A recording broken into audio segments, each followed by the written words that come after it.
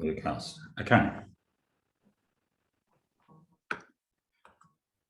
Hi, everyone. It's Grant Abbott speaking, and I'm here with Laura Gray, who's our business manager at LightYear Docs, and Onusa, who's all the way from the Philippines, who looks after all our social media, email marketing, etc. So if you've got any questions, please just put them up on the Q&A, and obviously if you've got some you want to engage or you want to have a bit of a chat, use the chat room. So this is going to be a very dynamic session. I'm going to give you everything that I know, everything that I've learned in terms of the Protector. And this goes way back to 2007 or 2008 when I did one for myself in that time. So I was lucky to put it in. I must admit at that time I really didn't understand it because it was quite a complex event.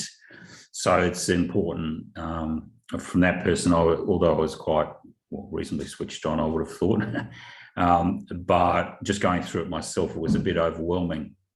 So what I'm going to do in this session, and I've known for a couple of our advisors that you might just be having issues around communicating it with your clients. So I'll talk about some of the client comms that we've got a little bit later on. But this session, I just want to focus and get down to the nitty-gritty and have a look at all the key issues. Then I want to go through all the key components that are part of the Protector. I want to then look at some Q&As around it that we've received. I'll then want to talk about the client communications that Onusa is building for us. So, which will be pretty exciting. So you can see there we've got a little logo there for the Protector, and we're off and running. Really, from the totality, or if we have a look at it from our own client's perspective, building family wealth takes time, hard graft, and a lot of blood, sweat, and tears. For those of you who've been, the classic ones are obviously the farmers. I mean, it's not an easy job by any stretch of the imagination. And look, none of us is it easy. We're always faced with challenges, whether it's COVID. I mean, that's decimating a lot of clients' businesses, whether it's us as advisors. It's nice to say you've got PI, but anyone who's dealt with insurance companies should know that they're there for themselves and their shareholders, not for you. So they'll go out of their way to say no on 10 times or 10 occasions before they actually get to you, and they'll find the most minutest way of escaping their contracts, which is a bit of a disaster. But anyway, that's what we have to deal with. For those of you who are planners, obviously, ASIC can come and close you down at any point, which is extremely sad. Accountants are in the firing line at any point in time. You can certainly see what's happened with there's been litigation. I know my legal partner, Tony Animals, was involved in litigation around the cash flow bonus. So there's a lot that's going on. And really, again, it can take a long time to build these. But once you get that first letter or that first summons or that first article of complaint that may lead to litigation, and that could be family law, it could just be a disgruntled customer, it could be ASIC ATO coming in and knocking on the door, could be after death, your executor getting a family provisions claim within 6 or 7 months after your death, and so on it goes. Is that from that perspective, everyone is exposed and open. And unfortunately, the Australian system, the tax system, which all of us accountants love and tax lawyers love, is that it provides quite generous incentives these days to effectively negatively gear into investment properties, to a lesser extent shares as well. Likewise, principal place of residence best to having in our own name. That runs counterproductive to what we all know generally around asset protection. So we need to come up with a solution, something that actually works. And we obviously the Protector is our our view on one of the best, well, I believe the best solutions. So we've had a look at all the solutions that are being offered by the market, the lawyers in the market, and I can tell you most of them, a lot of them are deficient. There's one case in New South Wales, I think Cliff, thank you very much for Cliff to give me the précis of it. It went for, well, how many pages was it, Cliff? Around about 80 or 90, and it was extremely complex, but at the end of the day, they stuffed up on the promissory note and they didn't do a deed of gift, which is like virtually the core components of a gift loan back strategy.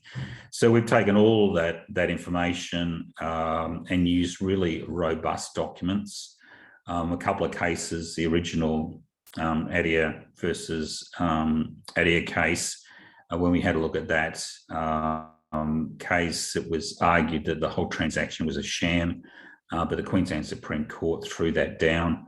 There was a recent case again in the Queensland Supreme Court, family provisions case, where they put in place the protector, and the judge was a bit flummoxed around that, mainly because the trustee of the Family Protection Trust and the executor were one and the same. So again, it was argued around the sham and the promissory note not being a promissory note.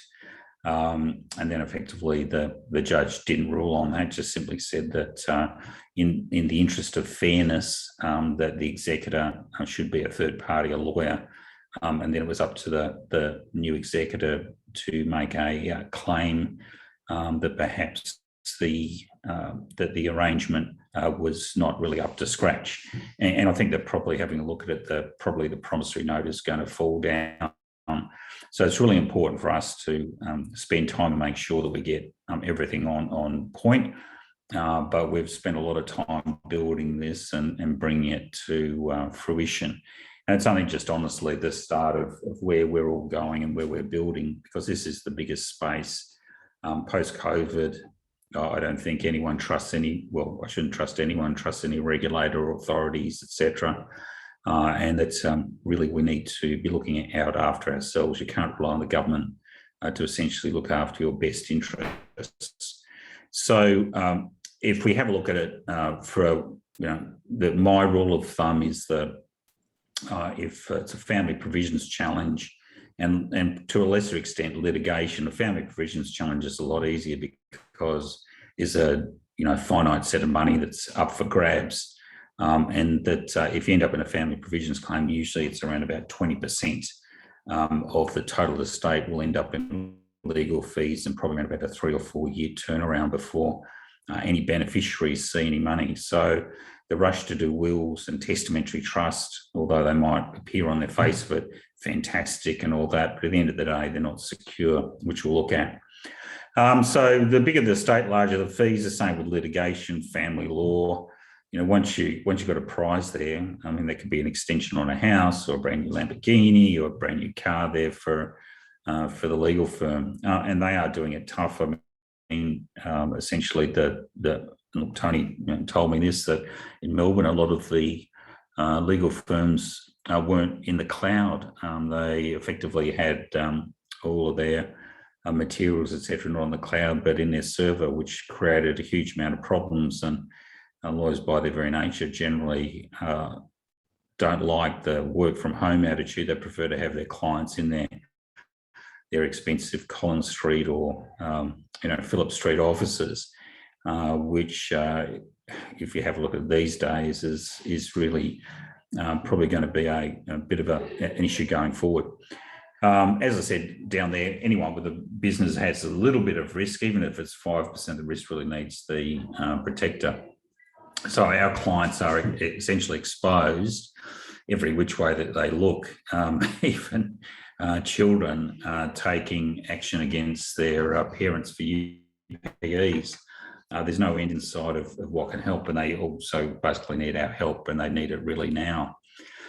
So when we have a look at litigation, I'm going to look at the 5 components our clients can be attacked and how they're exposed, but you may not know it, but Australia, in fact, New South Wales, has the highest per capita number of lawyers in the world, and they still pump who knows what they're doing now, but still pump out around about 1,600 law students per annum from New South Wales universities, Institute of Technologies, etc.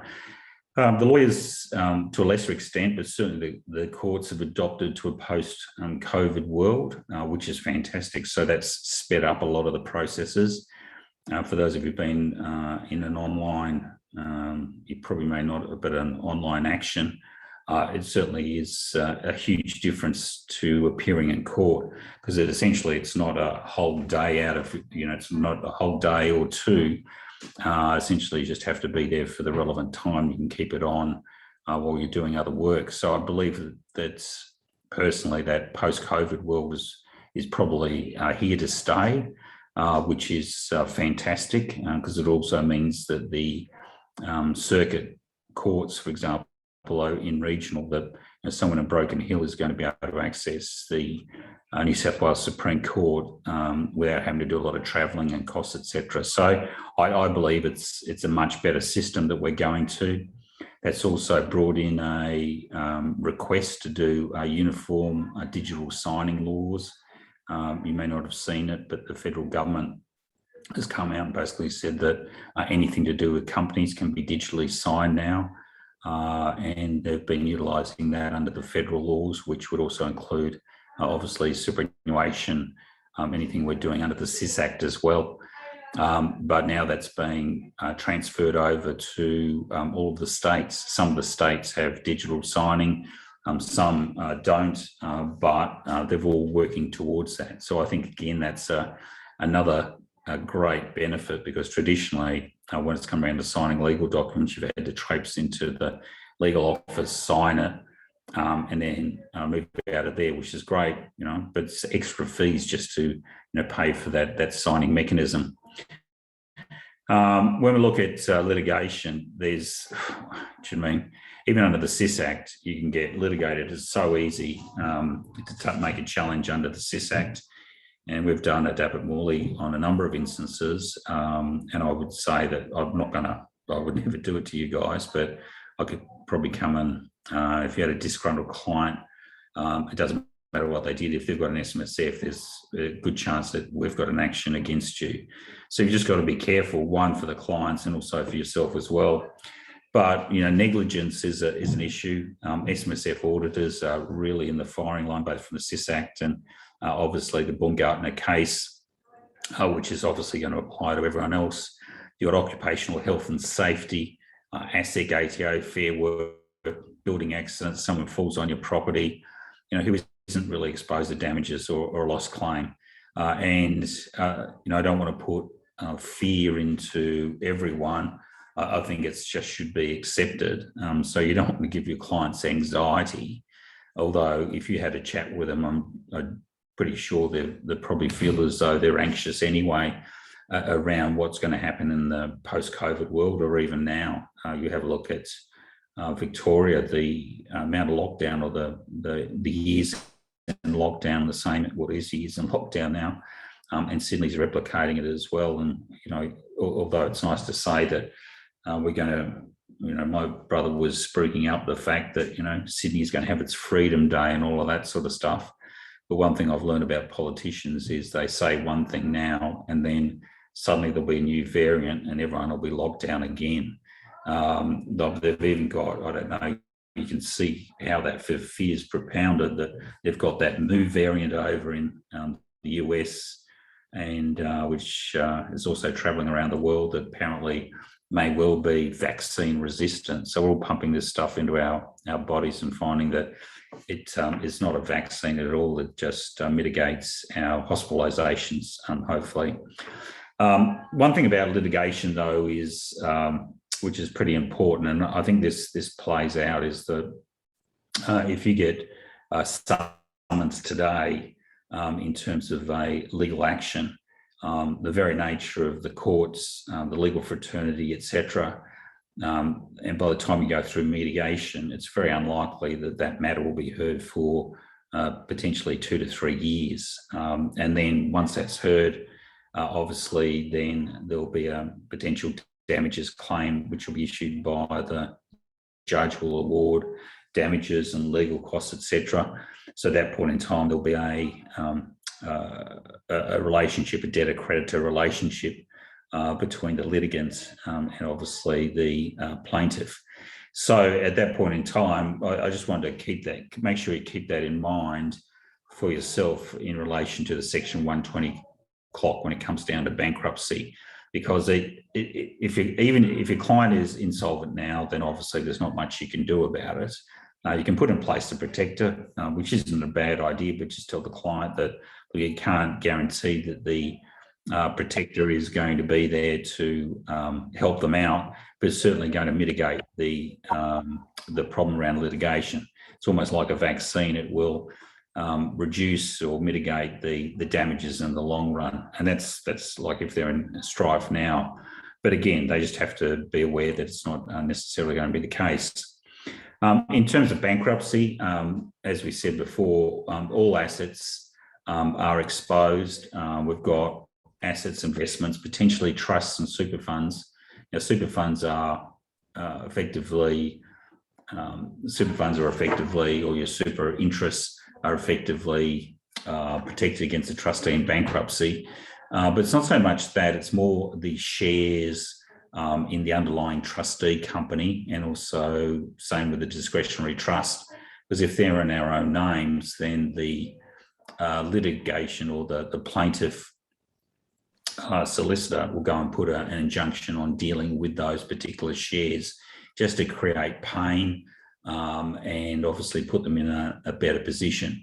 Because at the end of the day, until you actually get a final resolution from the judge, and having regard that 95% of all legal cases don't actually get to a final judgment. In fact, I think it's up around about 98%, that everything ends up being a negotiation, which is why we have the moat and castle, is to put ourselves or our clients in a better position. Maybe 100% protection, or at least some protection is better.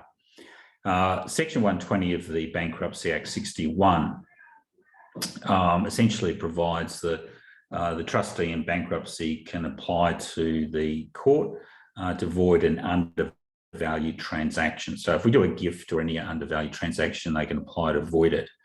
Now, if the client was solvent when they actually entered into that transaction, then they've got 4 years. If they weren't solvent, potentially it was a 5-year issue. But from what we've seen and experienced, and I know Tim's on at the moment, and he's had quite a bit of experience there, is that if you are solvent at the time you're entering into all these transactions, and again, this is one of the important key features in the protector. In fact, I don't even think I've put it in these notes. So one of the key features in the protector is that solvency certificate from the accountant. Because again, if you were solvent when you went through this issue, and there is no litigation or anything at the time, then it just makes it a lot harder for the plaintiff lawyers to, argue that, or the trustee in bankruptcy to argue for that particular clawback. Tim, how are you? I'm good, Grant. Hi, everyone. I'm just coming from another webinar doing with Carbon from the Trench Summit next week, and I gave you a big plug, Grant. So a lot of people. Yeah, we're gonna rip apart and show why trusts, to me, are probably in this day and age are probably the best vehicles compared to companies, and certainly compared to individuals. They do have a improperly set up trust is obviously an issue.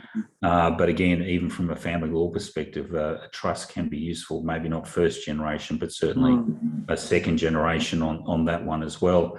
So we're just talking around about that solvency issue, Tim, and the importance of the solvency certificate. But I know you're fairly vociferous, and I quite agree that if you're solvent when you make that gift over, then it's a lot harder potentially for the insolvency practitioners to come in and start to attack you in relation to that transaction.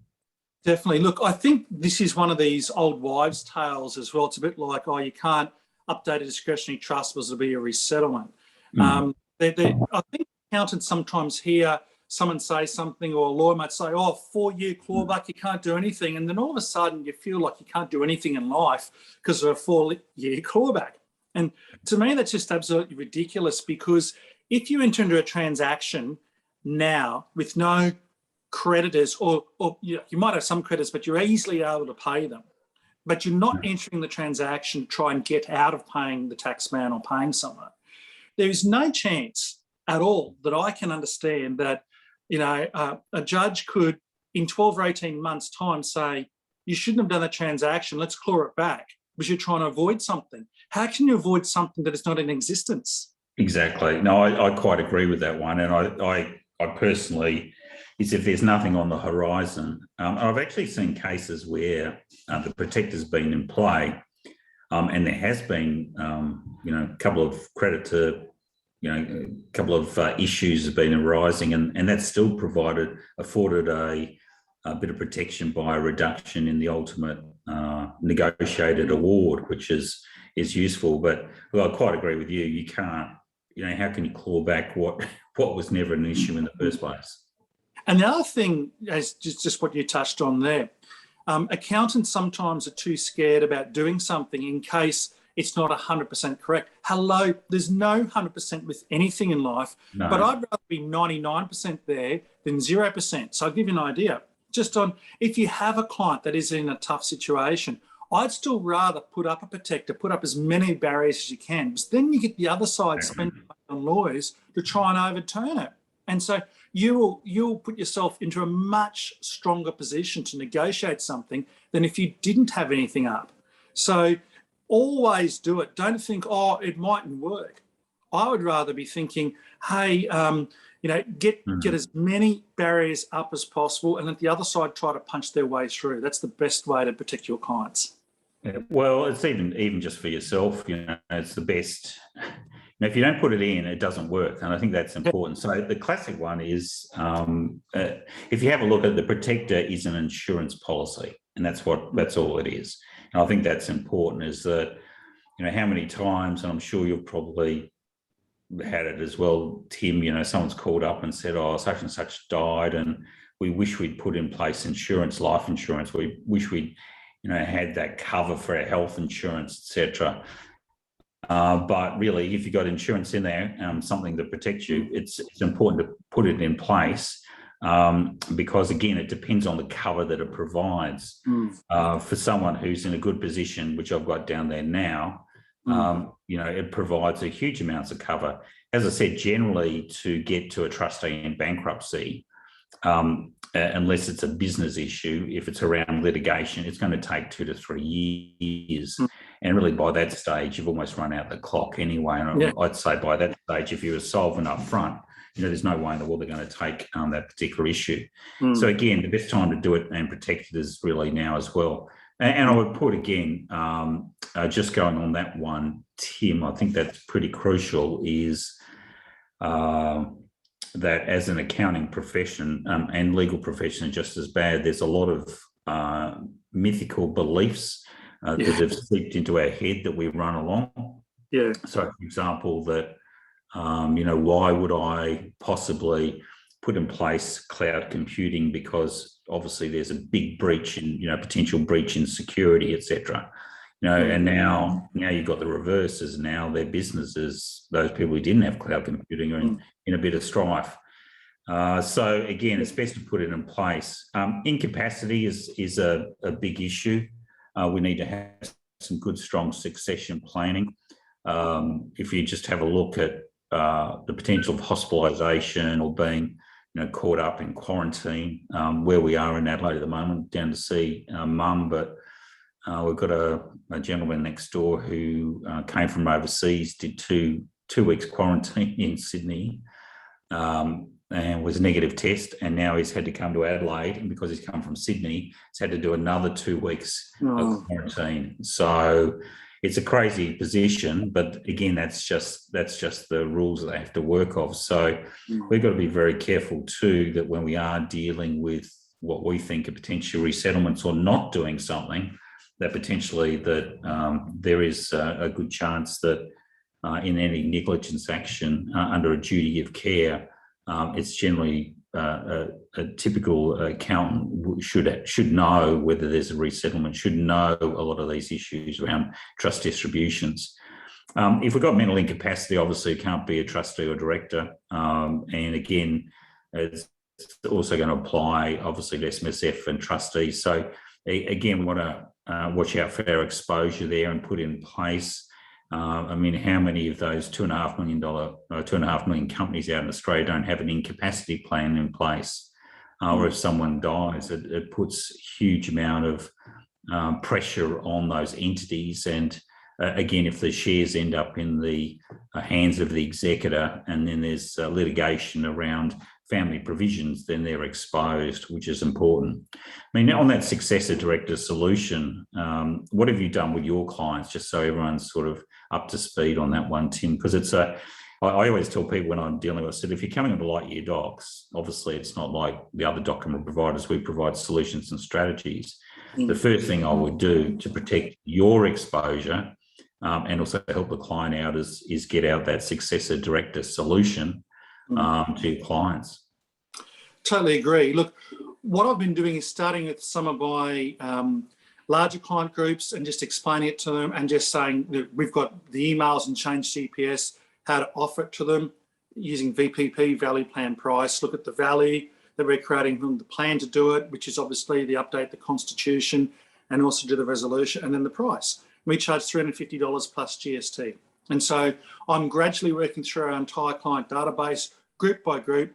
Effectively, every client group that we finish 2021 tax returns for, we're reviewing all documents, trust deeds, constitutions, and we're just giving the client a recommendation for upgrades for every single document for every single client group. So in 12 months' time, we'll be through all our clients. And the new clients, when they come on board, it's one of the first things we recommend, just to make sure that everyone's on the same upgraded set of documents and everyone has successor director solution in.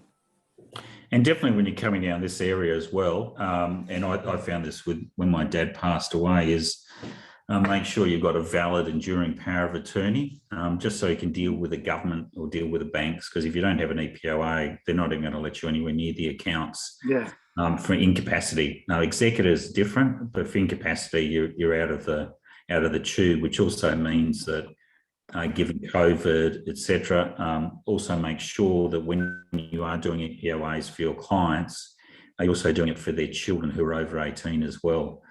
Just throw that in. It's not a big one, but it's a really important one. If something happens to them, being able to deal with the government, getting social security or social welfare for that. If you don't do that, then you're basically strung out. So that's a good way of doing it. If you want to go the next level, you'll find there's advanced healthcare directives on the LightYear Docs site.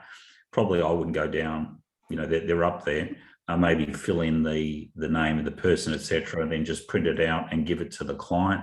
Let them fill it in, because a lot of it is more dealing between the relationship between the client and their doctor, because the doctor in most instances has to sign off. But at least if you give them that document, it shows that you're there thinking about their family, which is crucial. And again, particularly ones, we have religions who've got some important no-go areas. That's absolutely crucial to have in that advanced healthcare directive. So I'd encourage you all to at least get that up and give it to your clients and make them aware, because if you don't do it, they're not going to have it. And in this days of COVID, we've just got to be really careful on top of that one. The next one, estate planning. This is the one. This one always shakes me up. That we've all had our wills, and most people expect that we all know what a will is. Oops, sorry, I've just jumped out of that one. Let me go back. So sorry about that. I'm getting a little bit excited. Oops, I think I might have just jumped out of that presentation anyway. So sorry about that. I think I've cleaned it out. So sorry about that on Noosa. She's going to hate me because I was running off the one straight off the site. But anyway, I'll use this one. We looked at bankruptcy, incapacity, estate planning. Again, when we have a look at our estate planning, most of us would think, we're all aware of what a will does, and most of us would expect that, we've it's going to be split between our kids if our spouse isn't alive. we've built testamentary trusts, done all the right things, and everything's going to go, tickety-boo. But at the end of the day, the chances of that happening are pretty slim. If there's one person that's disaffected, that they believe that they were left out of a will or did not get what they deserved, then they can make a family provisions claim to an estate. And in our SPEPA course, we had a look at a case of a client, a friend who actually made a claim in New South Wales. And it can be very expensive. And there was I think it was in New South Wales, there was a case put in front of the Supreme Court, and that's the only place you can raise a family provisions case, and that's obviously very expensive just to get in the Supreme Court, because you generally have a junior solicitor and a QC, or a solicitor, whatever they call a senior solicitor, and that just racks up. And in this instance, it was a $50,000 case, and the defendant, who was the executor, was arguing that there should be a de minimis rule, but the judge came back and said there is no de minimis rule. You can actually make a family provisions claim over $5,000. The very nature of it is that they do end up getting strung out for quite some period of time. That's just as soon as you go down that will strategy, or your client, it's a strung out process. So, for example, if I can just give you three different methodologies. So I'm going to give you a leading member trust, an SMSF, and also then an estate, which is typically. So if we have a look at client dies, so the first thing is we have to have proof of death. So that would be, for example, a death certificate. If I have a look at the leading member trust, if they were the leading member appointor, then their shares are cancelled in the leading member trustee company, and new shares are issued down to the next person, the next line of succession. They obviously are no longer going to be a beneficiary, and they're just automatically written out because the principal beneficiary is always a leading member appointor. So the leading member trust has that natural inbuilt succession of beneficiaries. So you don't need to go in and change beneficiaries all the time, which we seem to be doing quite a bit at Abbott-Family with clients that, this person has died, we need to take them out as a beneficiary. So the leading member trust does that automatically and limits it to bloodline as well. So that means that, if John Smith dies, then that's not going to impact the trust. The trust can still pay distributions, both income and capital, etc. And I'll talk about a couple of iterations on that a little bit later on. For the SMSF, obviously, if it's going out to a dependent, it can be paid out straight away. If there's an auto reversionary pension, if you didn't see the one last week, the session I did on auto reversionary pensions is absolutely crucial if you're looking at keeping assets within the superannuation fund for generations. Absolutely crucial you have a look at that. Some very advanced strategies we went through there. In terms of the SMSF, though, you can pay out virtually. Once you get the death certificate, that's it. So you can wind up, or you can transfer the SMSF estate out, whether it's directly to the dependent, whether there's an auto reversionary pension, or goes into an SMSF death benefits trust, which is a testamentary trust created by the trustee on your advice in order to take dependents' benefits, and still has all the benefits and tax advantages of a testamentary trust, with children be taxed at adult rates.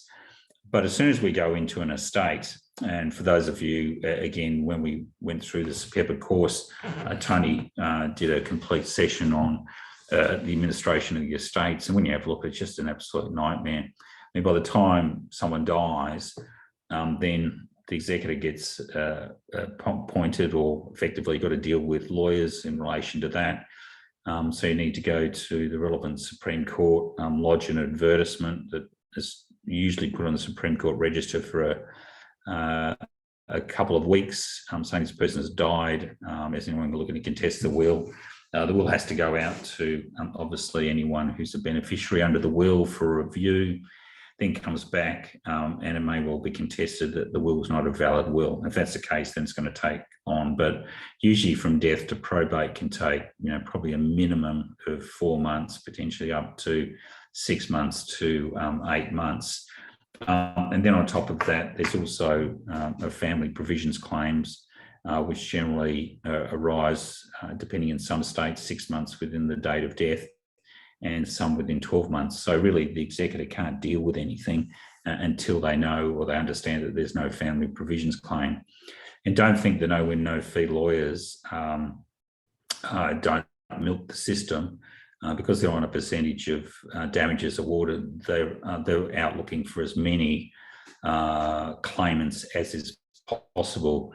You've probably heard of me dealing with a case where they went back to they desperately searched for the second wife of a gentleman who died, and he'd been married to her for 2 years. She was over in the Philippines. They couldn't find her despite their best efforts. So obviously they spent quite a bit of money trying to find her, but she was going to be put up because she was an ex-spouse, notwithstanding the fact that she ended up only being with the client for 2 years and going back to the Philippines. Because although she was married to him, in fact, she retained, she had already been married, or she was already married in the Philippines. So as a consequence of that, although she wasn't married at law in Australia, because the conflicts of law would say that the Filipino marriage applies over the Australian one, and she fled back to the Philippines, obviously being worried about bigamy charge. But she was still an ex-spouse and hence a claimant under the estate. So they will have a look around for everyone, because the more they get in there, the greater the 30%, 30% that they'll receive. You've heard about, we talk about the Miller and Taylor case. Family provision claim on estate assets may result in a long and costly court proceedings. This was only for $600,000. When you think of how many Australians these days have more than that wrapped up in the equity of their home, but it ended up a 5-year challenge and $500,000 in legal fees. So again, this is another area where we're exposed. The next one, if we have a look at it, we've got the estate planning. Again, we just want to make sure that we are really on top of it. Family law. Sorry to interrupt. We've just got a question just to go back into incapacitated from Bradley Smith. Yep. If a director becomes incapacitated as a result of lost capacity, are they automatically removed, or does it require a resolution of directors? What documents are needed to remove as a director? That's a really good question, Brad, and the best person to answer that would be ASIC. So ASIC has got a guideline, it's guideline 73, which the team will put out in the notes for you. But essentially, what happens there is, so there's two things.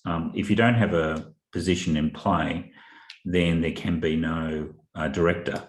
So if they're incapacitated, the question is who actually controls the shares.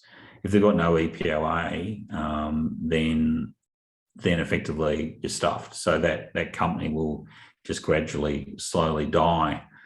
The alternative is having that successor director solution, which means there needs to be a specific clause, and we've gone through this quite a bit, but that clause essentially enables the board of directors or the directors to do a forward-looking resolution that in the event of incapacity, that a successor director is appointed. So at that time, if we're looking at mental incapacity, it would be a doctor signing off that the person is no longer able to carry out their duties. They're mentally incapacitated. At that point in time, there's already a forward-looking binding resolution that's attached as part of that successor director solution that would then remove the prior director, and the new director would be appointed. So again, your issue there is it's already signed. And that's, as Tim said, that's what he's gone through with his clients. It's already signed. And again, it's another insurance policy ready to operate as soon as the client becomes incapacitated or dies. I think the main area, a lot of these solutions that we have are really insurance policies in case the worst happens. And if you don't prepare for the worst, then you know what's going to happen from that perspective. Around family law, it's a little bit tougher since Kennan and Spry's case, but there has been a number of recent judgments that the courts will look at control of that trust. Spry, I think, and is a bit of I wouldn't say it's an outlier. I just think that the judges really didn't like Spry, who was a QC, and he went through quite a few variations, but they ended up taking the deed right back years and years ago, mainly for that perspective. But the court seemed to, particularly the family law court, has tempered its solution and really have a look at who controls that trust. Again, if it looks as though someone's separating, we can peel out of there as leading member and not be part of that trust anymore. And it may be our brothers, our sisters, our friends, or someone else who's in control of that trust. So it's not matrimonial property, it's financial property. So really it's the distributions, the wherewithal that comes down that is going to be important. And in the recent cases, you can't do a net present value of potential future distributions because you may not be in that class of objects, particularly if you've been pulled out of that trust altogether. Now, obviously, again, going back to what Tim said, if we did that, at least it puts a barrier up for the family law court to work its way through, for the other side to actually understand what's going on, which is probably going to be the hardest one. Family lawyers are bluff and bluster anyway. So it puts a bit of an element up there, but certainly a lot of the other cases where there've been testamentary trusts or trusts with multiple generations, that if there is no control, then it's not taken into account for family law. So that's a pretty important one. Unfortunately, superannuation is not that case. Superannuation is matrimonial property, but these leading member trusts are generally at pretty good positions.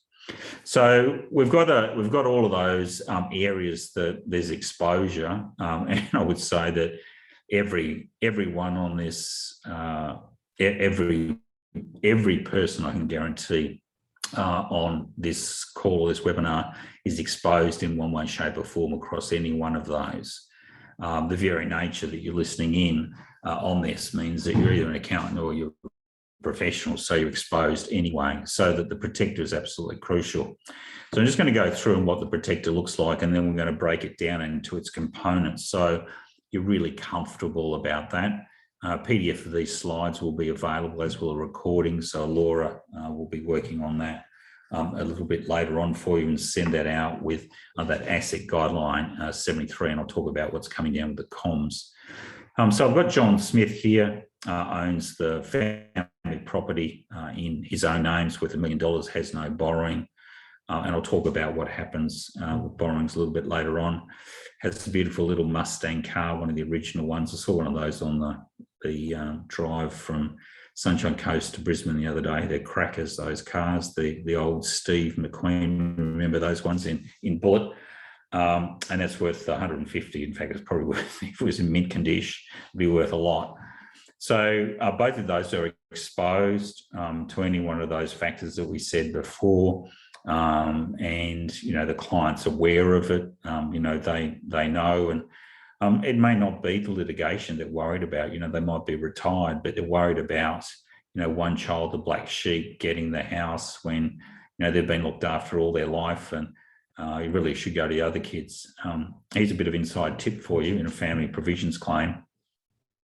Quite often, in a will, a parent will say, well, I don't want to look after, young Laura so much because we've given her, a great shake, throughout her life. She's taken, quite a bit of money from us. Sorry, Laura, I shouldn't say that. Ella. Ella has taken a lot of money from us. She's been well and truly looked after. I'd rather, hold that money over for our other children. Very nature is she do that. You'll find you can write that into our will.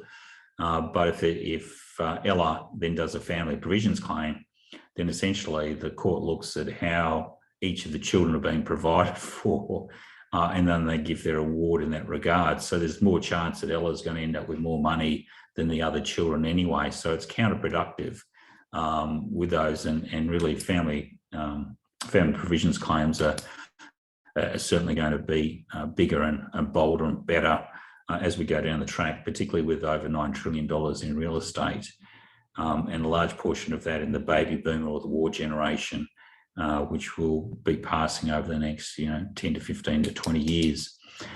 So what we want to do there is we want to, so the first one is identify the assets, or the net value of the assets that are exposed. So when we're exposed, we want to get down to almost zero net worth, because we're going to gift the value over to that family protection trust.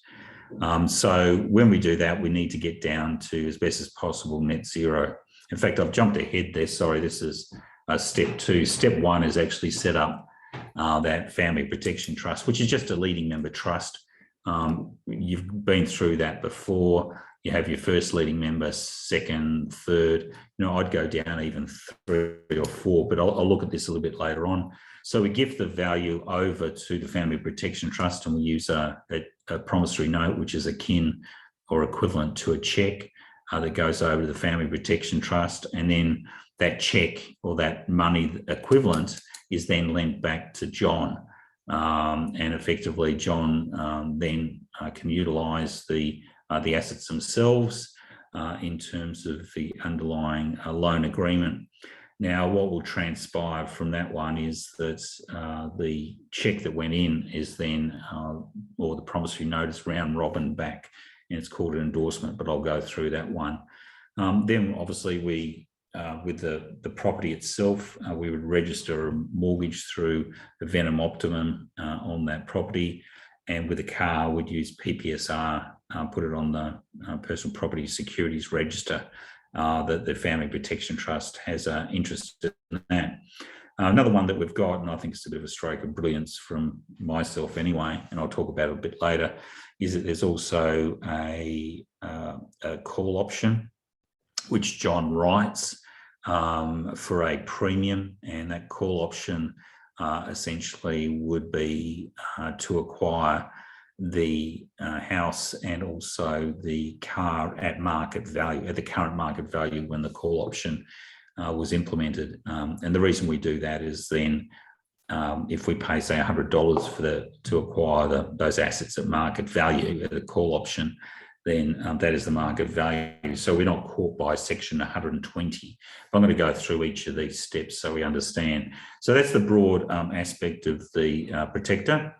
So let's go down, and the first step is obviously to build a leading member discretionary trust. You'll see in the system we call a family protection trust, which are exactly the same, honestly. It's just instead of leading member appointor, we call it family protection appointor, which is important. I'd like to see a line of succession 3 to 4 deep. The reason for that is essentially that we want to jump from one person to another.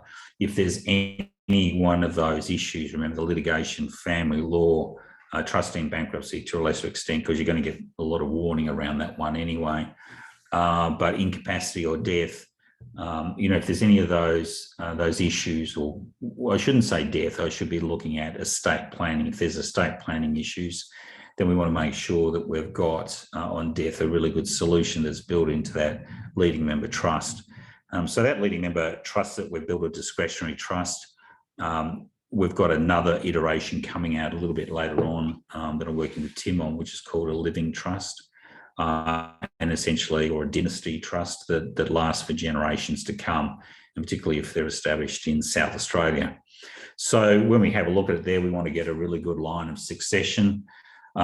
We've had a number of questions from you. Well, what about joint leading member appointors, which they're okay. And then what happens, obviously, on death, the leading member automatically goes over to the other one. So it's still the same line of succession, but the problem is, sometimes I feel it's better to have one than the other.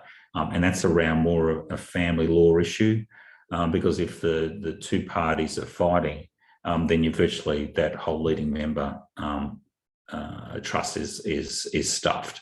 So it's best to have one than another, because you can always, the main person can always get rid of that, the next in line of succession. You can change those at any point in time. So you can do joint. I probably, when I deal with it, I just tell clients, look, it's best to have this person and then have, for example, might be mum, and then we go dad, who's going to be the next in line, just as a line of protection. Having joint, just not as strong and secure. And remember, this is all about insurance policies. And it's impossible to have well, when you think about it, the classic old strategy that's still promoted by a number of associations is to have all the assets in a spouse's name, because she's the least risk. Well, not at all. In fact, it's the most risk in the event of a divorce. Have a look at the number of divorces for over 50-year-olds. When the kids are off the hands, it's quite significant. As I said before, one of the benefits of the leading member is you don't have to write in the principal beneficiary, because the leading member appointor is the beneficiary. So that means it instantly changes hands as generations come and go, as there's succession built in, which also puts a bit of a formidable line or a moat around that trust from the prior leading member appointor. Although their beneficiaries are still included within the field of leading member appointors, but effectively they're out of the system. They can be brought in as a beneficiary potentially by way of the relative, because they'll have the DNA of the prior, so the current leading member appointor, but they're certainly not going to be able to control any of those assets, which is absolutely crucial. As we said before, you need to make sure that you have a special purpose leading member trustee company where those shares are held by the leading member appointor only. If it's joint, again, you can have them jointly, but again, it's just not my preference. I think if you're going to do it, you want to do it properly. And then obviously the next in line, or the new share is going to be issued to the incoming leading member appointor as the other ones are cancelled as we move out. So I've got a couple of questions from John. If the family home is in the trust, it pays land tax from $1. I would say that is obviously going to be an issue. But remember, John, in this instance, you'll see in the next one, we do not, and we will never transfer the legal title of those assets. They reside in the hands of the individuals. So again, we still have the benefits of land tax, which is just a none as well. And that also helps with the foreign person as well. Another question, or any property of matter, or can you have a family protection trust? There's fixed trust for OSR. Yeah, you can do that as well, which is important. Uni, how do we decide which spouse should be a leading member? Well, I always look at it from the perspective that ultimately, as accountants, if we end up with clients separating, you're only going to be looking after one of them. So you work out which one you want to push for that one, or let them make a choice themselves. So step one is that building that trust with the corporate trustee. Now, this is important, and you're going to see this in a couple of times. The protector does not involve a transfer of assets. And so again, the protector does not involve a transfer of assets. And the reason for that, now I've got a fourth one actually, to transfer the assets result in capital gains tax. So that's an issue.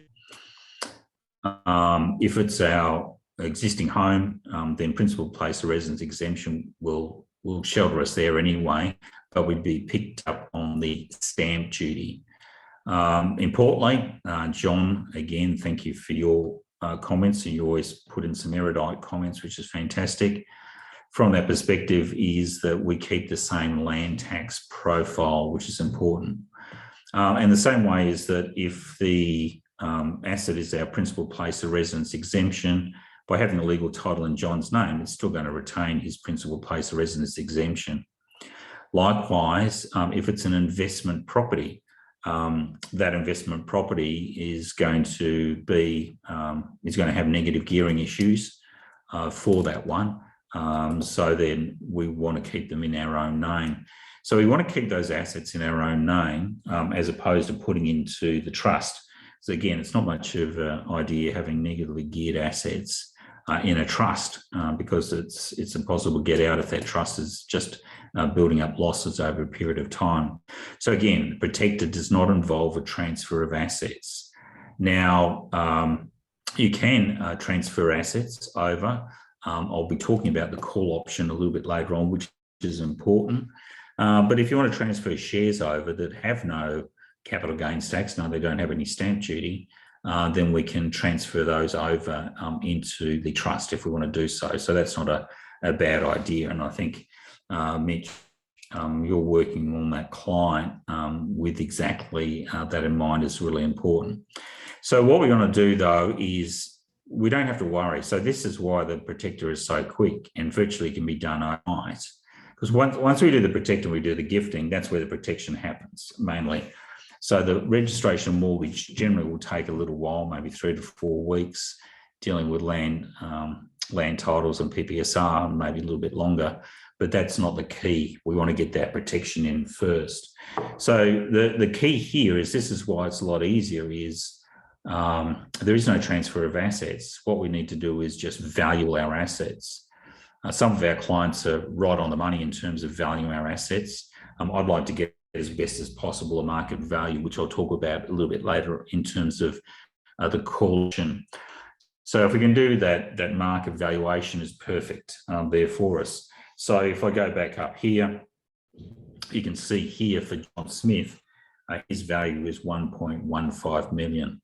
You know, but if he's got some artwork worth $60,000, I'm not going to leave that out. Remember, our goal is to get it down as best as possible to zero. And so what we do is we get it down, and then that's the value that we're going to gift. So what I'm trying to do, well, not what I'm trying to do, what I'm doing now is working out what I'm going to be gifting over. Because Sarah's actually doing the gift. Again, I reiterate, the protector does not involve a transfer of assets. And that's the beautiful thing about it. Its speed allows it to be done very quickly and negates the issue around capital gains tax, stamp duty, and now, thank you, John, we'll call it the John clause, the land tax. The deed of gift that we use, and essentially it's an Abbott-Family precedent, is pretty strong. It's used for large gifts to charitable organisations, so that when you gift, effectively there's no going back. So once you sign a deed of gift, it's all over as far as anything is concerned. And particularly if you're using a promissory note and it's on demand, then the trust can call on that promissory note straight away. So that's why it's so robust. And the recent case, I think, Cliff, you pointed it out that there was no deed of gift in New South Wales, so the thing was going to fall anyway. So gift, you can gift cash, shares, property, unpaid present entitlements. You can gift virtually everything. In this instance, when we're doing the promissory note, we're gifting cash, because a promissory note on the bills of exchange is equivalent to cash. But again, if we gift shares over, property, UPE, we've just got to watch out if there's any stamp duty or capital gains tax consequences around that. But as I said, once you gift it, it's gone. When you do the promissory note, once you go the gift over, Tim's got a whole accounting. If you go onto if you go to Change GPS, he'll be able to provide you with the accounting solution around that. But essentially, it's going to be a boost up in equity. So if we got, so I've got Mitch here. What if you want to rent out the family home to the family, have a rental loss and offset that with the profits from the business? In this case, I guess it probably should be in the name of the trust. Is that correct? Well, generally, and you're going to have to be at market value anyway. Remember, Mitch, we had a look at that private binding ruling which enables us, and it may not be the family home that we want to transfer over for stamp duty, but again, it's not a bad idea. And look, some instances, it is worthwhile to do that and get it up. To give you an idea, if the protection is really important for the client and it's a family home, then it's just going to be the stamp duty. But given the increase in underlying prices in Australian property, stamp duties can be quite expensive these days, particularly on farms. So again, we can put that in there, but we just have to be mindful of the cost. So we've now got the gift over. But part of the gifting is got to be cash equivalent, which is our promissory note. So we're using a promissory note and the Bills of Exchange Act 1909. So it's probably apart from our constitution, is one of the oldest acts in Australia that's still in operation. Section 89 defines a promissory note. A promissory note is an unconditional promise in writing made by one person to another, signed by the maker, so that would be in this instance John, engaging to pay on demand, which ours is, or at a fixed or terminal future time, a sum certain in money, to or to the order of a specified person or to bearer. So bearer is just simply that you might make it to such and such a person, or just simply might be whoever holds that has that entitlement. So that's more of a bearer instrument, which is, I would say you probably don't want to do that, because if it falls out of the hands of someone, they can come and claim it on demand. So we tend not to use bearer certificates. They do use them overseas. In my older days, if you have a look at people such as Peter Klein, who's the great tax dodger, he used bearer certificates quite a lot because it was a good way of hiding money from the tax man. So we don't want to be involved in that. This is all pretty straight stuff. So we want to do a promissory note. It's well accepted by the regulators. I mean, have a look at the Commissioner of Taxation's views in terms of a promissory note. It's akin to cash when earned. He generally says, I don't think it's generally the case, but if you do on demand, you should seek to receive payment within a period of a week or 2 weeks or 3 weeks, whereas probably in real life it should play out a little bit further, because then it moves from on demand. If it's as I said, you can have it pay a sum certain in a year's time. That gets more akin to almost a loan there. It's very hard to underpin the underlying loan coming back.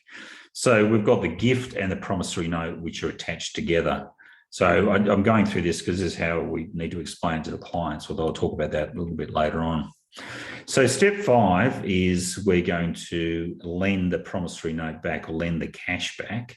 So what we do is we take the promissory note and then we send it back to the original gifter. And you'll see our kit does that. And it's called an endorsement. For those of you who may have ever endorsed a cheque, it's the same thing, and you'll find that in the Bills of Exchange Act. We simply just issue it back, or the promissory note back to the gifter, and effectively, so they were the original issuer. Went to the trustee of the Family Protection Trust, or the leading member trust, who now becomes the holder. Now, the trustee of the Family Protection Trust now transfers it back to the issuer, who now becomes the holder. Because the issuer and the holder is the same, it negates it. It's because you can't sue yourself, if that makes sense. But that means now, by that consideration, that passing of that promissory note, it's now reflective of a loan.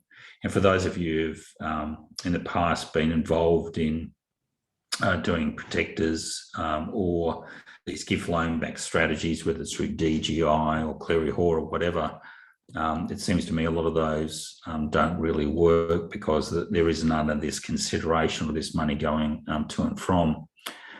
So when we have a look at the loan back, we need to put in the terms and conditions. So how long is the loan going to be for? Just bear in mind, it might be worthwhile putting it in for a period of time, or on death if you want to finish it there. The interest rate, we could do a peppercorn rate.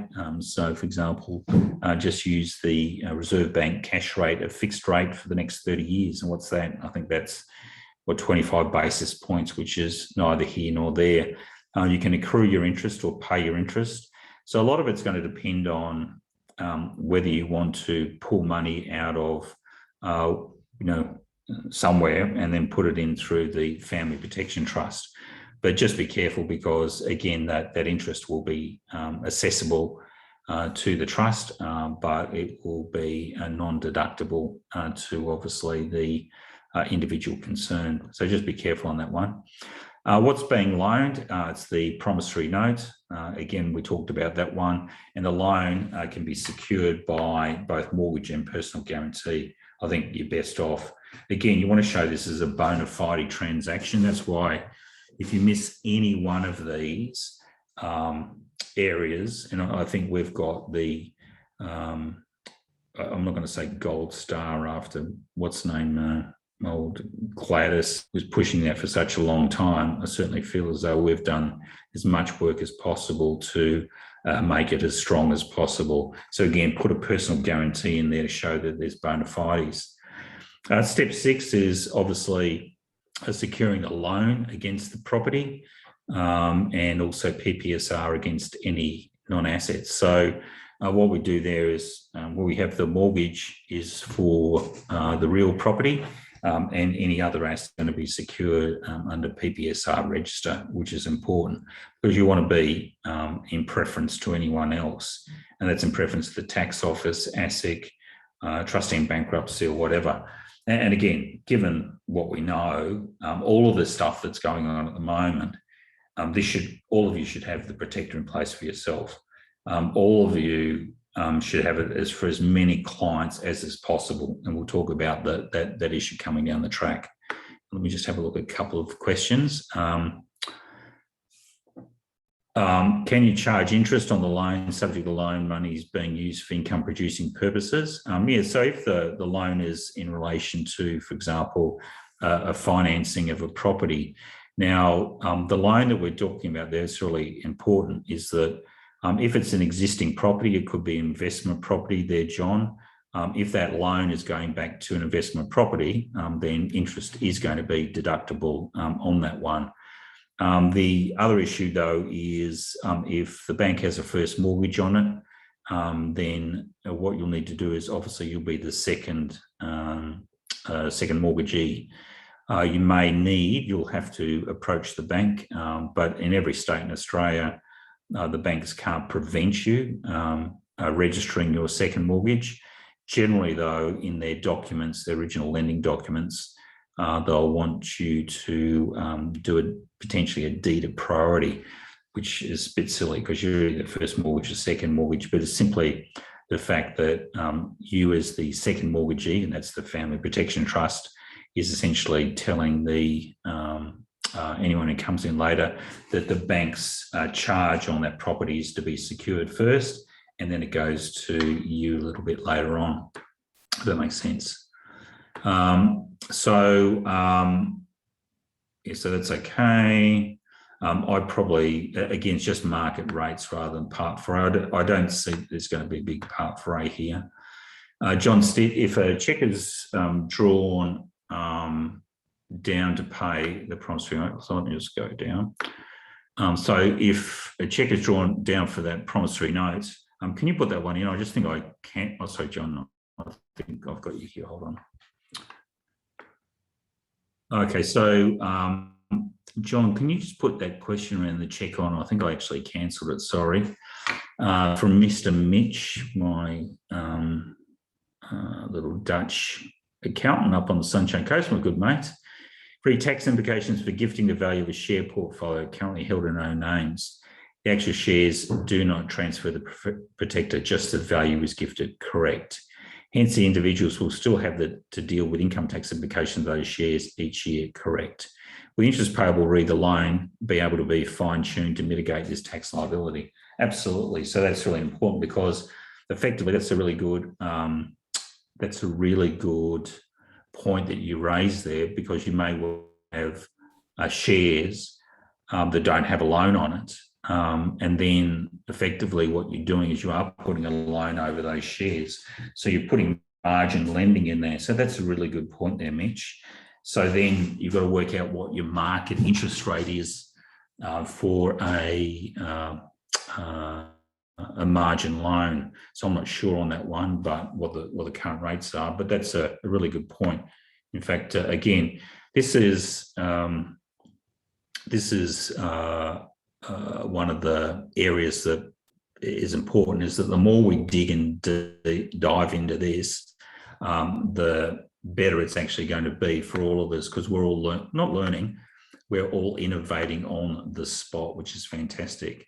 I just have John. Oh, sorry, you go. I've got from John Stitt is interest paid on loan taxable income of the protector trust. Yes, it is. So what we've got to be there is we've got to be mindful, which is when I've got up here at step 6, if I have a look actually at step 5, one of the big issues there is if it's going to be accessible to us, then we're probably going to want to have a minimum interest rate, unless we're also getting a deduction on the other side, which is important. Okay, so John, a cheque will be stale after 15 months, so can't use a cheque to pay a promissory note. No, not at all. And really what we're doing, the promissory note is going in and out. So the classic old strategies from the 80s, the round robin, effectively what you're doing is a round robin here. Promissory note goes in and then the promissory note goes out, but it's now turned into a loan agreement, which is pretty important. Okay, so let's move on to the next one, which I think is, I just want to spend a couple of minutes on this one, which I think is probably the most important out of the thing, and I haven't seen anyone do this to date, is the legal owners of the assets, remember we're not switching assets at all, can write a call option. And a call option is just simply an option to acquire an asset at a time in the future, a set price or a price that can be determined. From that perspective is the issue of the call option will be paid what we call a premium. So in this instance, if we're offering the assets at a discount, then the premium would be greater. Whereas if we offer it at market value, I mean, for example, if I offered you a call option to acquire my property for $1 million and its current market value is $1 million, then you're only going to pay $100 for that call option. In fact, you probably wouldn't even enter into it at all, because there's really no value there. But what it does do, though, the value is not there. It picks up the upside. So if that property, if I go back to remember John Smith had the property worth $1 million, then if it goes up in price, we're always faced with the issue, which I think no one else has looked at, but this is where we've solved the issue, is that the increase in the underlying value, you'd have to keep on going through this gift and loan back, which is painful. Whereas what we can do is if we put a call option, then it means the trustee can acquire that Mustang for $150,000 and also the house for $1 million. And that to me means that there's a couple of things that I want to go through the technical side. So we don't have to pay a huge premium on that. That essentially the option will just be issued. And then there's got to be a date. We have to work out whether it's going to be, some of the terms and conditions are going to be whether it's a revocable, irrevocable. Irrevocable means once it's in it can't be changed. You look at the end date. When is the end date? And you'll find in our system, it could be, for example, a year, or it could be like 10 or 15 years. And then there's an extension. And if you want to extend the option, there needs to be another payment. What's the premium for the option? Again, if its market value is important, and what's the exercise price? So the exercise price is going to be the market value. I think, did I do the call? No, I didn't do it in this one. Sorry. So that was in the other slide you'll get. Unfortunately, I jumped out of those. So the call option is extremely eloquent and elegant for that matter. So if you think about it, at the moment, you've got the protector is there's been a gift. The legal owner of the asset is the person who did the gift, and they're now the lender. Now, the issue about that is that the trustee of the Family Protection Trust or the leading member trust doesn't control the asset. So, and that's the problem with most of the gift loan backs around. They don't control the asset. All they do is control the underlying loan, and they can call in the loan, but they can never get entitled to the asset, which is where I came up with the idea of the call option, because now the control of the asset is in the trustee of the leading member trust hands. Does that make sense? That's why it's elegant, is that at any point in time, if the S is going to hit the fan, then the first thing I'd be doing is calling in that option. And calling in the option, obviously transferring the asset over into that family protection trust for that extra protection. Now, obviously, we don't have to refinance our bet in terms of the underlying loan, but if there's a bank loan, then we're going to have to obviously look at refinancing that. But certainly the call option puts a lot of power in the hands of the trustee of the Family Protection Trust, which is what I love. It also picks up, as I said, the upside. So if the property prices keep on going up, then we've got that underlying upside, which sits into the Family Protection Trust. So I love that option idea. I think it's well, for me, I thought it was a huge brainwave that I had around that one. And it's probably something that I'd encourage you all as accountants, etc., to start to think about that. We've dealt with a number of cases with clients who've been concerned about business transactions, etc., and essentially in relation to that, getting assets over to, say, their children's names, or a child's worried about dad's business because of his relationship with his wife, then we can use a call option for that child to buy dad out. So don't ever forget the call option is a very important and exclusive, not exclusive, but for us, because we're the only ones who really know about it, very useful tool for all of us, as well as put as well. So that call option to me is perfect. So I just want to go through a few of the Q&As. And I know there's a few questions that are coming up, but let's have a look at some of the ones that have come through. From John, can you charge interest on the loan subject to loan money? We looked at that one before. So I answered that previously. For Brad, the option fee that's paid needs to be included in the person's income tax return as a capital gain with no cost base. Yeah, no. So it's actually, that's a really good point, Brad. It is a capital asset, so you only want to put maybe $100 on it, or $10 or $50. But you're quite right. It's actually, you're giving up a capital asset. And essentially what happens there is effectively, because it's done within 12 months, it's fully accessible to you. But mind you, if the option lapses, then effectively you'll get a capital loss at that point in time.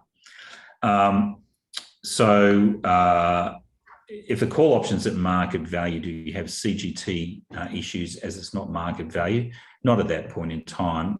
It'll get wrapped up when you buy that underlying asset, John. So until you exercise the call, there's obviously no CGT for the holder. For the issuer, we talked about that before with Brad. So there's no issue around CGT at that point in time. But again, one of the areas that, this is the area I forgot about, the call option, is if we do it at market value, that call option is not an undervalued transaction. So it can't be voided by the trustee in bankruptcy. So that's why it's important to get that market value. Whereas if we go undervalued, then that's also going to be subject to potentially that 4-year rule. So that's why we want to make sure that it's at market value. That all that increase in the underlying value of the property is obviously going to be protected against the trustee in bankruptcy. John, can you have separate call options for different? Yeah, absolutely. So when you go through our system, I might stay on for 15 minutes beyond once I do these questions, show you how I do it so you can work in how it looks for different call options. So we do have different call options. Brad, is the Family Protection Trust set up to not foul of the land tax provisions in case the option brings in property? No, it doesn't. The very nature of the Family Protection Trust, it's discretionary. Now, just to give you an idea on that one, if it is, and again, it's a really good question as I'm thinking about it, we have recently changed, and there's been a couple of cases where you can change a discretionary trust to a fixed unit trust for land tax purposes. So we're going through that at the moment. So again, using commercial nominees in Clark's case, and we've got some private binding rulings from the Commissioner. They're going from a discretionary trust to unit trust is not a resettlement. So that's a good question, Brad. If there's a land tax issue, then what we need to do is upgrade the deed. So we'll need to upgrade the deed. Love all these questions, are great. So there would be stamp duty implication when the call option's exercised. Absolutely. So it would come over. And that's one of the issues then, Phil, is that you're sort of not stuck, I shouldn't say stuck in a hard place. If the S is going to hit the fan and we've put in place the insurance policy, then there's obviously going to be a cost if we want to keep that property. If we don't want to keep the property, then it doesn't matter. We just go and sell it and get our loan proceeds back, and which might happen if we go down the estate planning route, is the executor may sell that property and then pay off the loan that's owed to the Family Protection Trust. But if we want to keep that option and transfer the asset over, then potentially there will be stamp duty. Although I think my feeling is we can do it properly through a death benefit transfer, but I have to look at that a little bit further.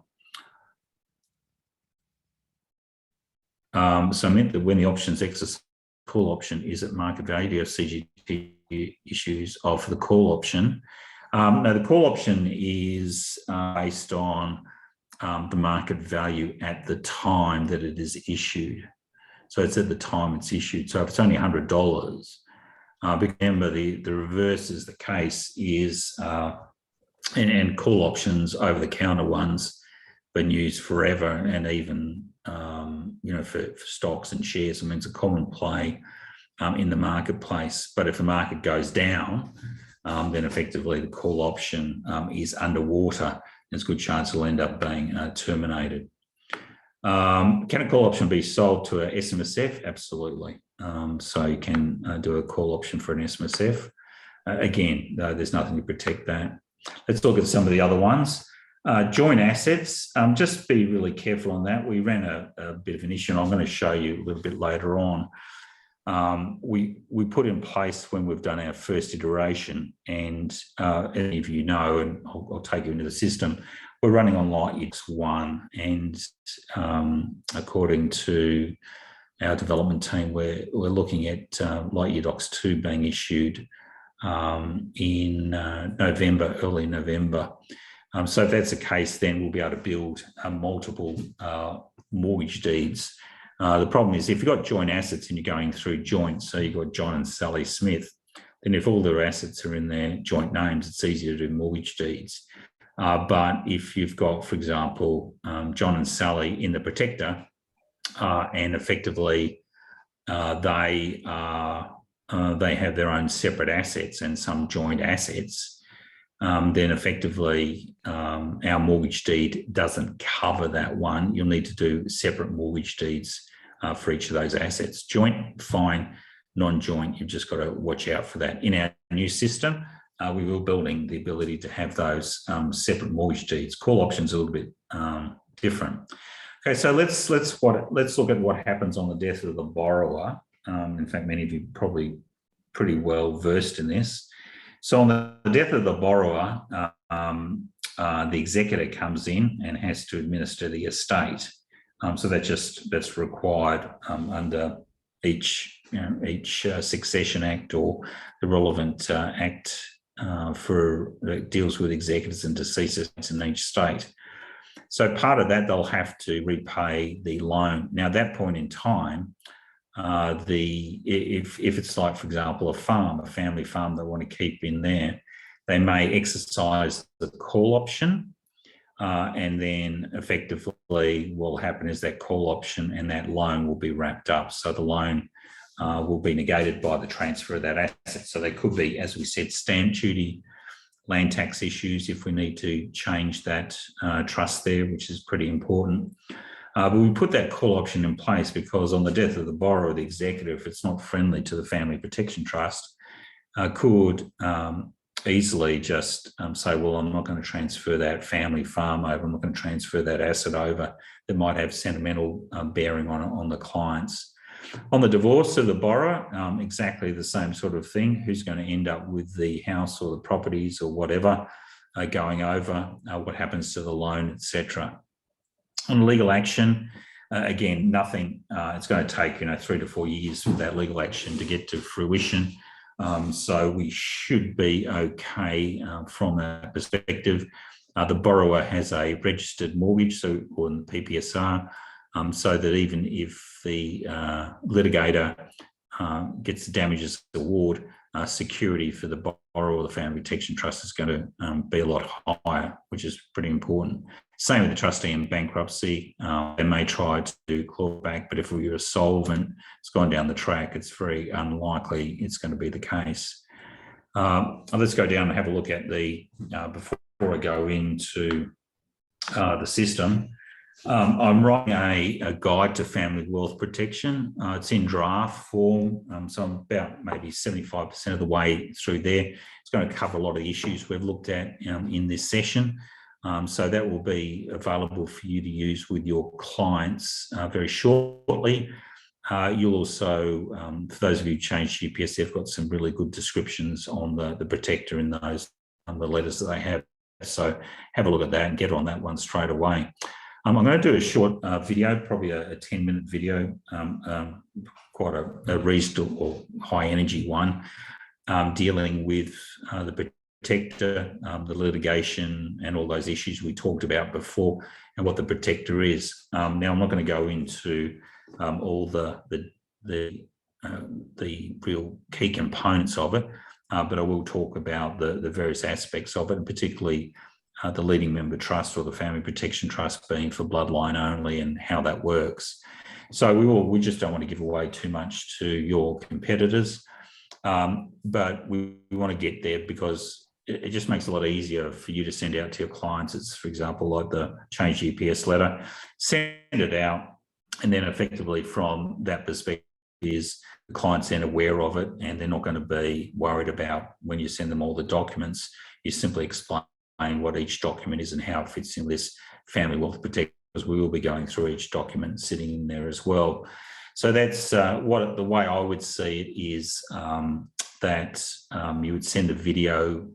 We've got a base letter or an email on the protector, which is sitting in the strategy center. You'd send that with a video to the client. And if the client wants to go ahead with it, then you'll give them the guide to family wealth protection and build it there with them at the same time. Now, if it's a significant matter, and it looks as though it's going to end up with quite a big restructure. And remember, we've still got we haven't got it here, but the business protector, which is transferring assets from an existing trading company or trading trust into a leading member trust, and then leasing them back or renting them back to the clients. Then essentially what we'll do from that perspective is we might want to do that.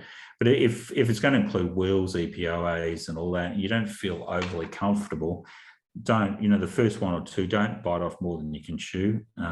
Feel free to use the service of Abbott-Family.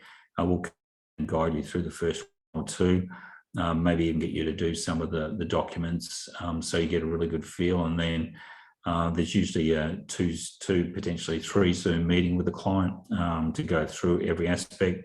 So feel free to do that one just so you get your head wet. So let's have a look at the Q&A. So Paul Hopkins, good to see you, Paul. Is there an online movie for setting up a business protector for us accountants to protect our accounting book? Actually, that's a fantastic question. I do have a business protector video, which I'll send out. I'll put in part of the materials there. So Anusa and Elora will put that as part of the package as well. And then might even go down a little bit further on that one. So let's just go into the protector itself. And I'll just, if you just give me like 5 or 10 minutes, I mean, that's just how ridiculously easy it is to do.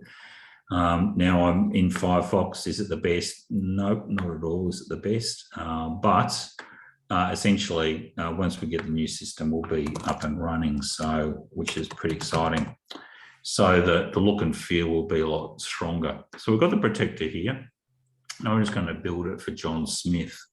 I'm going to take you right through because I'll give you an idea of what I'm doing at each step. So I'm putting in a folder and then I'm going to put the John Smith protector, and I'll cover if we put dual clients in.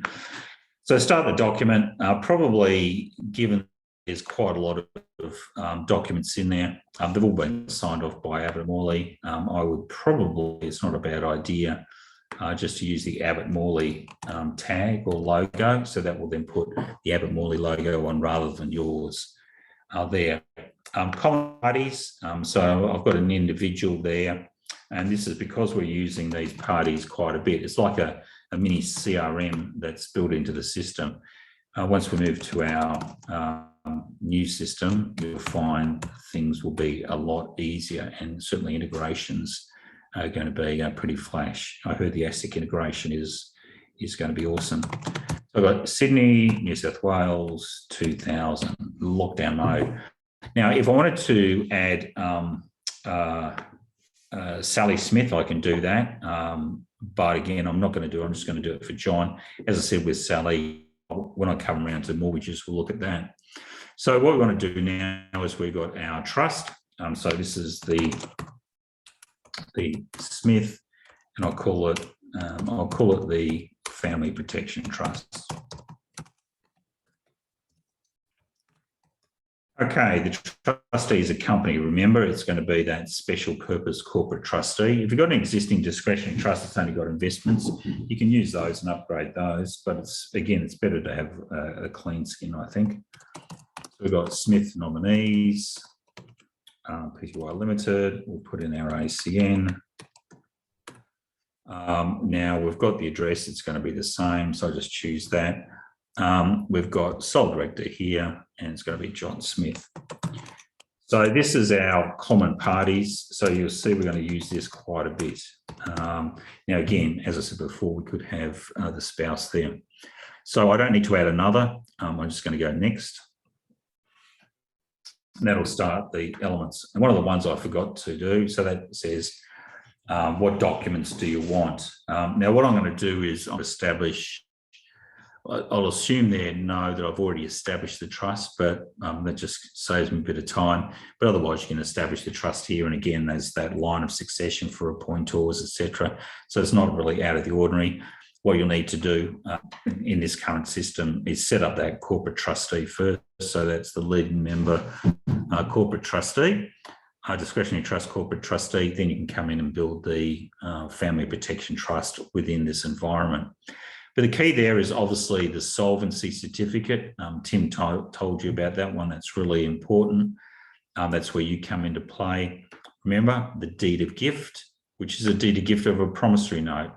We're then doing a loan agreement, but remember, that's that endorsement or that round robin coming back. Mortgage deed, absolutely. Let's do the personal guarantee and let's do the call option.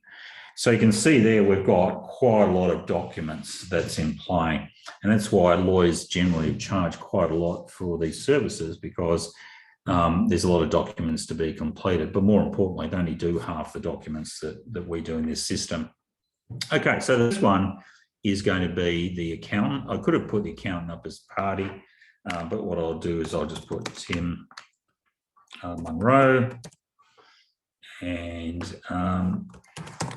change accountants. Sorry, change. Just getting a bit excited here. And then I forget, I think it's 100. John has just made a good point about making sure that you save your answers on each page, which is just the top right. He's learnt by, that's a good point. So save at any point in time. And so when we go through there, that way it goes into progress. You can actually finish if you want at any point in time and then come back and pick it up in the vault. So again, thank you for that, John. Okay, so this is where, so I put the account down. So this is where it goes. And remember, it's 1.15 million. So the gifter is John. So I just put that in there. I love this system. Giftee, because the person receiving the gift is the Smith Family Protection Trust. See how it just does it all for you. The gift is, you can leave the deed blank, or if you know the client's coming in, you essentially do it. So where's it going to be executed? We'll go New South Wales. It's going to be cash. And remember, we said it's $1,150,000 on demand promissory note. Oops, sorry. So that's important. So I'm just rushing through here because my battery's a bit low, but anyway, promissory note. Okay, so then the next one is our promissor. So if we have a look at it, the promissor is again the individual, it's John Smith. The promisee is going to be the trust. So it's exactly the same. We haven't turned around the other client thing. When's it going to be executed? Don't know. And remember, so if let's say that the client's coming in next Tuesday, the 14th of September, we then want to endorse it back, going back to by way of a loan. So I'd probably do it the day after the 15th. It's going to be New South Wales, and then it's on demand. The details is again, as we said before, 1150000. Now it's on demand, so you're not going to pay a compensation payment, which under the Bills of Exchange Act is just like an interest, and late payment, you're not going to worry about that. So we're now going to the lender. Now we've gone one way. Now we're securing it for the trust. So we have a look at the trust. Smith Family Protection Trust is the lender, and that's a company. I don't know why the button's not. Oh, I know what it is. The borrower is the individual. So that's John Smith. So that's all fine. Agreement details. So again, we know he's coming in on the, remember he's coming on the 14th, but the 15th, and date of commencement of the loan will be the 15th. New South Wales, what is the purpose of the loan? And it could be for investment purposes. And if it's a combined loan, then it could be for, X amount of dollars for investment, X amount for just private purposes. Is the loan fixed or variable? Let's go fixed. Now you can put a line of credit, and I originally put that in there just in case there was an uplift. But also in Atoya versus Nussbaum, the original amount that went over by way of a gift was 400, but then there was an amount of $1 million that was lent back. So they don't have to equate exactly. So let's go, the loan term is 20 years or the life of the borrower. That puts a bit of pressure on the executor to effectively deal with that. What's the commencement interest rate? We can go 0.25 if we're using the cash rate. In fact, it's probably best with that one. RBA cash rate, or we could just put in there if we want, if it's for shares, we could put margin lending rate, and that could be like, for example, 6% if we wanted to. Repayments, interest only or wherever, and they can be paid quarterly or they can be accrued, depends on what you'd like to do for that one. Now, the personal guarantor, is the guarantor the same as the borrower? Yes. And we're going to do that also on the 15th. Mortgage deed, let me just go down a little bit. Mortgage deed is also going to be on the 15th, and got real estate and other assets. So the other assets we just put in there is going to be our US Mustang. We've got there, so that's the name of the asset. The real estate property that we've got there, we just need to put the folio number. So folio 3, 4, 5, 6, and you can get that off the land title. If not, a vendor modeling will do all this for you anyway. In the Shire of Sydney, and then we've got, let's say the asset is 5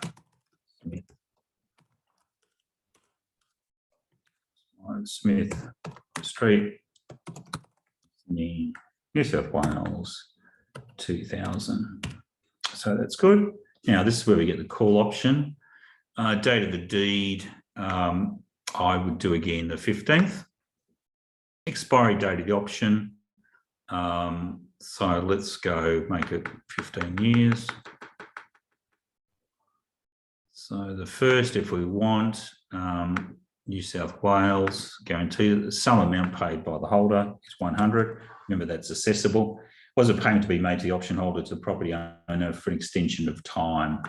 So again, we might just put in there, if it's still around in 15 years, the expiry date, then we can put 1,000. Now, is it revocable? That is, once you put it in play, you can change it, or is it irrevocable? I'm going to go irrevocable. Is the option holder the lender? Yes. Is the property owner the borrower? Yes. And now we go over the property. You can see you've got two call options. One is for the Mustang. Now the amount I'm going to buy it for is 150. And then this one here, I'm going to buy it for, remember, it was 1 million. Okay, so we've got that. And again, thank you, John. We'll just save that. Again, it's quite a sophisticated tool. When you think of what I've just done, all of those documents all at once.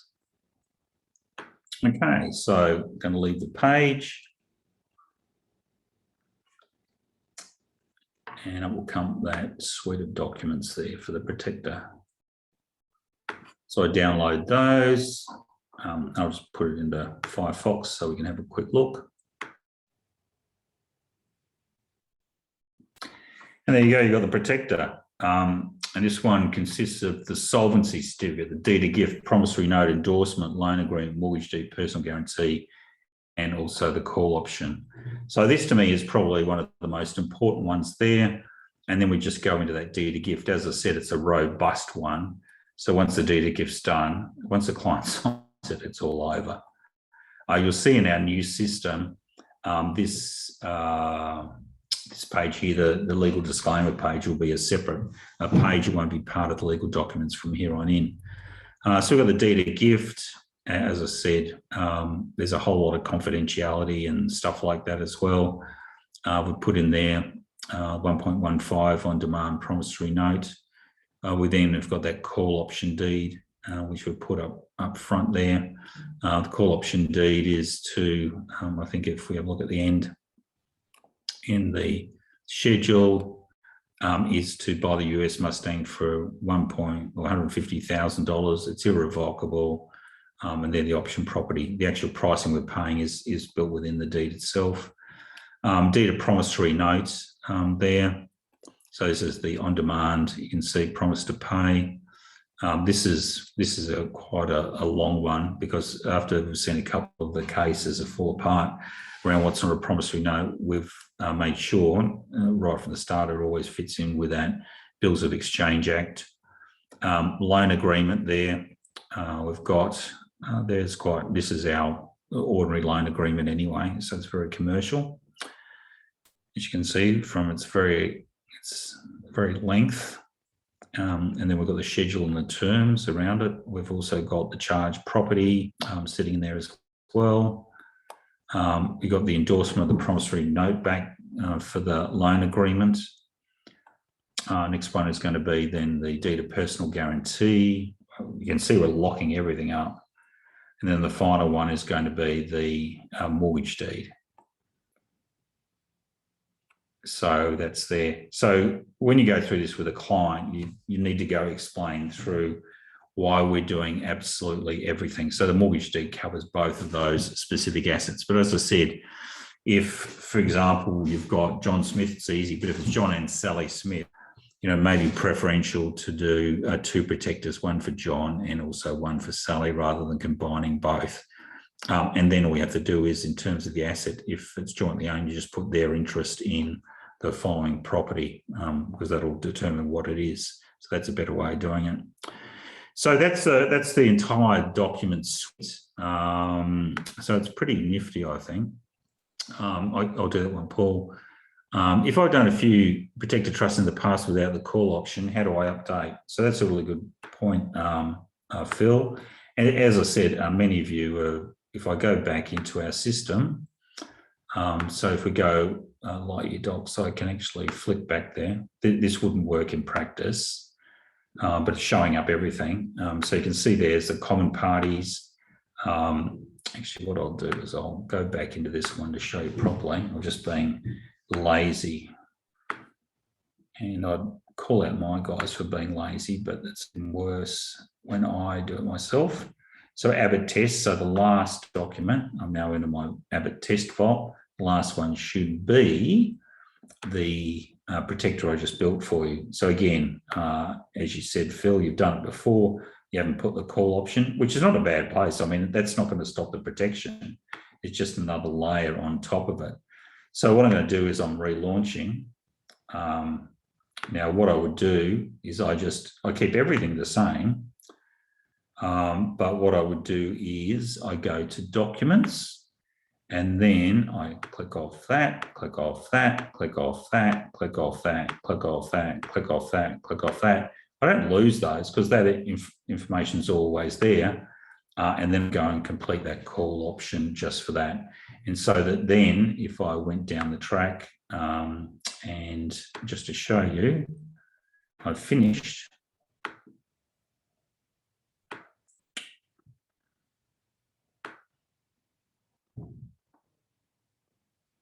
Up will pop, hopefully, when I download that, open Firefox.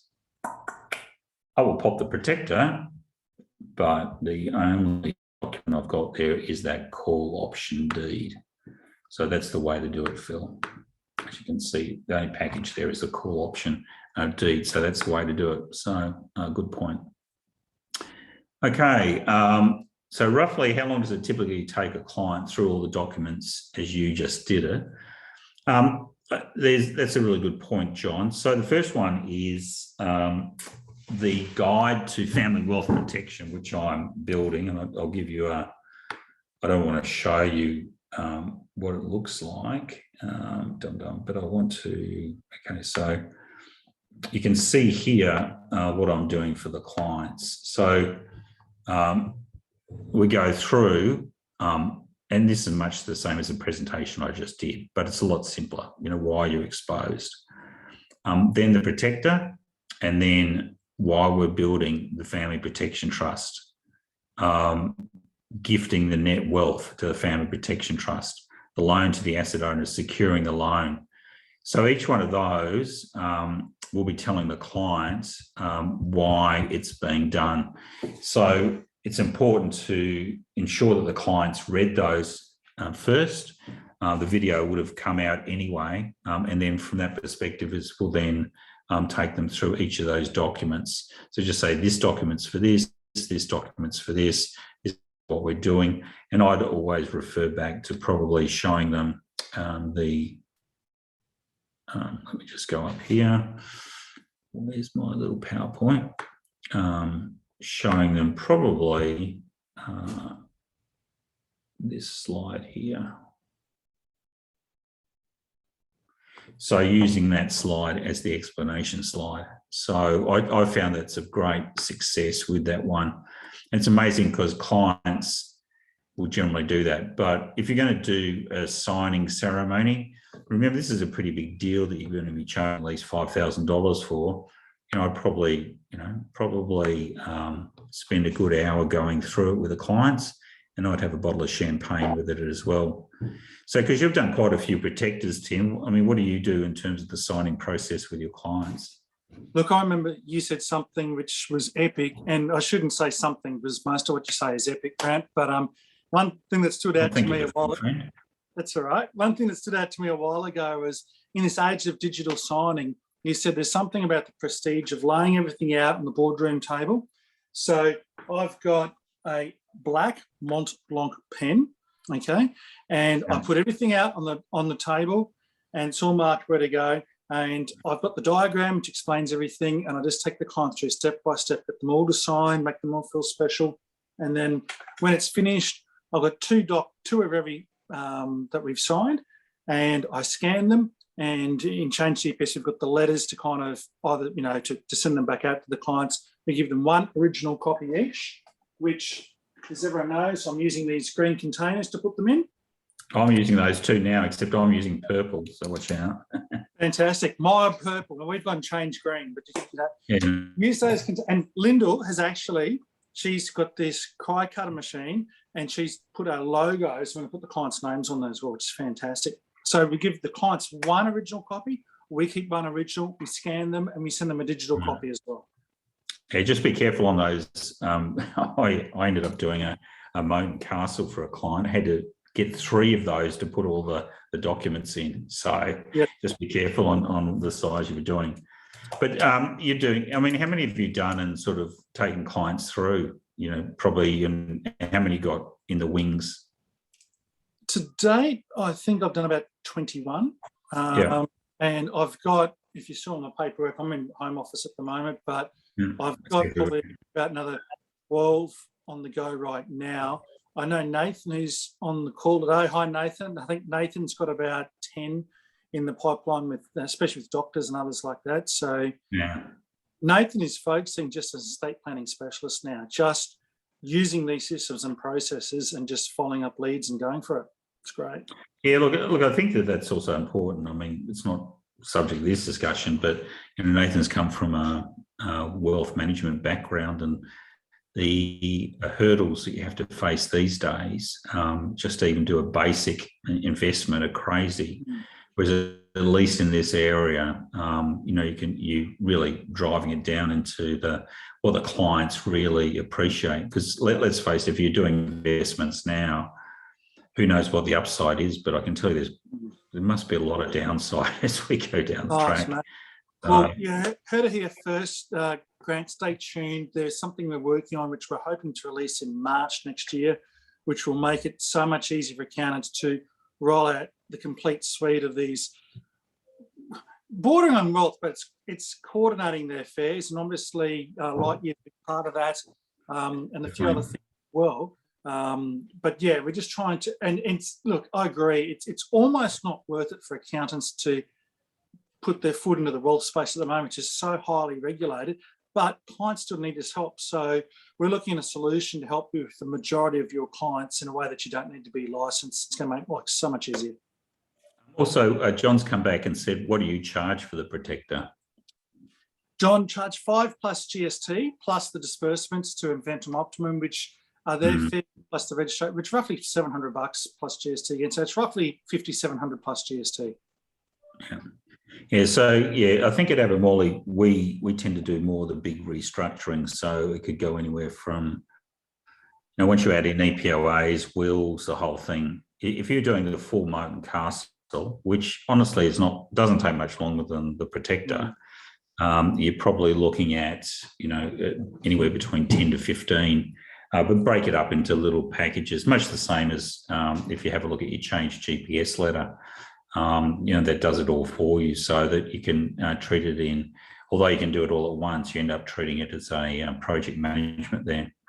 But anyway, look, thanks for your time, Tim. When's your trenches? Do you want to give a big pump out on that? I know the girls put it into the chat room. But when's the trenches on and up and running? So it's Monday and Tuesday next week, 13th and 14th of September. 2 days of the most epic CPD. It's free, but if you pay $25, you get all the recordings, and that's good for some sessions are both on at the same time. I'm doing estate planning masterclass for accountants, which is really how accountants should be able to do all this stuff. And then we go from there. And then you can do it for your clients. And also a session the second day about pricing for compliance. No, Grant's going to do an amazing session on trusts, the best way of doing things for your business. Again, if you've heard Grant and I speak, you would have heard some of these things before, but a lot of accountants haven't. So that's why it's going to be a great refresher for them. Yeah, it's also important that, as I said, that if you and I did the Protector presentation, which we did about a year ago, the one we're doing now is so much more sophisticated than the one there. And things just, honestly, they just change within week to week. And I just think that we're living in a fast-paced environment, and the beliefs you had, as you said, potentially a month or two ago can be absolutely blown away. So it's fantastic. There's so many people here that are really wanting to do this and take it further. This is something that your clients, they sleep better at night, but if something bad happens, they are ever in your debt for making this recommendation. As an accountant, I view this, accounting, tax, BAS, that's important, but this estate planning asset protection is just so vital. You cannot neglect that. It needs to be done as part of everything you do. And remember, it's an insurance policy for the clients to make sure that what they want to happen does happen. And unfortunately, if you don't put it in place, it ain't going to happen. So that's important. But look, thanks to Laura, thanks Anusa, and also Tim for your great stuff. And we will catch up with you shortly and see you on Monday at the great session with Tim. It's Grant Abbott signing off. I'll get you, Laura, to close it out.